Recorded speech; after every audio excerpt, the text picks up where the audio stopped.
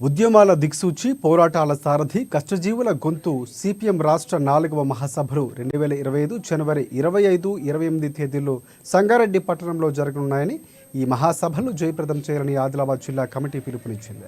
ఈ సందర్భంగా స్థానిక సుందరయ్య భవనంలో మహాసభల ప్రచార కరపత్రాలను శనివారం విడుదల చేశారు. ఈ సందర్భంగా పార్టీ జిల్లా కార్యదర్శి దర్శనాల మల్లేష్ మాట్లాడుతూ నిరంకుశంగా పాలించిన బీఆర్ఎస్ను ఓడించి 6 గ్యారంటీలు నమ్మి కాంగ్రెస్ పార్టీని గెలిపిస్తే ప్రభుత్వం మారింది తప్ప ప్రజల సమస్యల పరిష్కారం కావటం లేదని అన్నారు. 1-2 గ్యారంటీలు అరకొరగా అమలు చేసి చేతులు ఎత్తేసే పనిపెట్టుకున్నదని విమర్శించారు. ప్రభుత్వంపై కార్మికులు, కాంట్రాక్టు ఉద్యోగులు, రుణమాఫీ కాని రైతులు ఇలా క్రమంగా అన్ని వర్గాల ప్రజల్లో కాంగ్రెస్ పాలన పట్ల వ్యతిరేకత పెరుగుతోందన్నారు.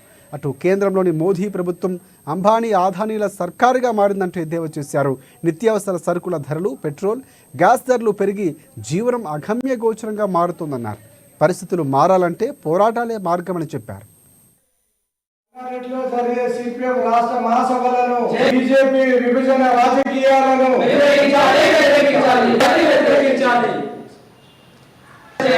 సంగారెడ్డిలో జరిగే సిపిఎం రాష్ట్ర మహాసభలను బీజేపీ విభజన రాజకీయాలను భారత communist party, Marxist, CPIM Telangana రాష్ట్ర 4వ మహాసభలు 2025 జనవరి 25 నుంచి 28వ తారీఖులలో సంగారెడ్డి పట్టణంలో జరగబోతా ఉన్నాయి. తెలంగాణ రాష్ట్రంలో ప్రజలు ఎదుర్కొంటున్న సమస్యలను చర్చించి భవిష్యత్తులో సమస్యల పరిష్కారం కోసం పోరాటాలు రూపొందించడానికి తీర్మానాలు చేయబడతాయి. ఈ మహాసభల విజయవంతానికి ప్రజలు, శ్రేయోభిలాషులు అన్ని రకాల సహాయ సహకారాలు అందించి విజయవంతం చేయాలని, జయప్రదం చేయాలని పిలుపునిస్తూ ఉన్నాం. తెలంగాణ రాష్ట్రంలో నిరంకుశంగా పరిపాలన చేసినటువంటి బీఆర్ఎస్ పార్టీని ప్రజలు ఓడించారు. ఆ స్థానంలో కాంగ్రెస్ పార్టీని గెలిపించారు. 6 గ్యారంటీల్ని ప్రజలు నమ్మారు. కానీ ప్రభుత్వం మారింది, కానీ ప్రజా సమస్యలు ఎక్కడ వేసిన గొంగడి అక్కడే అన్నట్టు ప్రజా సమస్యల్లో మార్పు ఏమి లేదు. 2 గ్యారంటీలు అరకొరగా అమలు చేశారు. మిగిలిన గ్యారంటీల మీద స్పష్టత లేదు. మనుధర్మ శాస్త్రాన్ని రాజ్యాంగంగా పెట్టడం కోసం ఆర్ఎస్ఎస్ వ్యూహంలో భాగంగా జరుగుతున్నటువంటి, కుట్రలో భాగంగా జరుగుతున్నటువంటి ప్రయత్నంలో మనం చూసాము. మొన్ననే పార్లమెంట్లో అమిత్ షా అంబేద్కర్ని అవహేళన చేస్తూ మాట్లాడినటువంటి స్థితిని మనం చూసాం. భారత రాజ్యాంగాన్ని మార్చినటువంటి ప్రయత్నం చేస్తూ ఉన్నారు.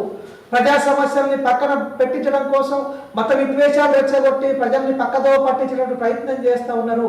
ఈ సమస్యలన్నింటినీ కూడా 4వ మహాసభలో చర్చించి ప్రజా సమస్యల మీద పోరాటాన్ని రూపకల్పన చేయడం కోసం, ప్రజా ఉద్యమాలు నిర్వహించడం కోసం 4వ మహాసభలు వేదిక కానున్నాయి. మహాసభ జయప్రదానికి అందరూ సహాయ సహకారం అందించాలని చెప్పి మరొకసారి విజ్ఞప్తి చేస్తూ ఉన్నాం.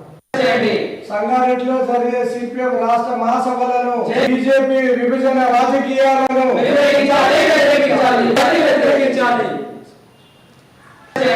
సంగారెడ్డిలో జరిగే సిపిఎం రాష్ట్ర మహాసభలను బీజేపీ విభజన రాజకీయాలను